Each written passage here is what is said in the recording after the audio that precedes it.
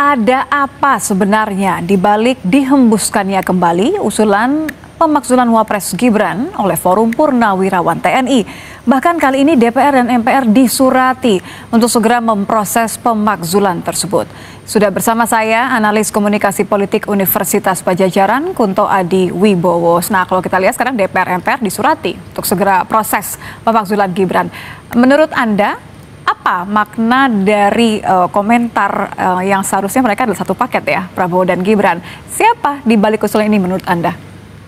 Ya, menurut saya bukan siapa di balik, tapi kalau kita bisa lihat aktor-aktor politik atau elit politik yang ada di dalam isu pemakzulan ini, kan jelas ada kepentingannya Pak Jokowi dan Gibran, lalu kemudian ada kepentingannya Pak Prabowo, lalu ada kepentingan militer juga melalui para purnawirawannya, forum purnawirawannya, dan ada kepentingan mungkin PDI Perjuangan kan gitu. Jadi ada beberapa kepentingan yang menonjol di balik aktor-aktor lain ya Mbak ya, selain aktor-aktor yang lain. Tapi kalau kita lihat kan bagaimana Pak Prabowo tidak kemudian secara tegas menolak atau kemudian lebih permisif.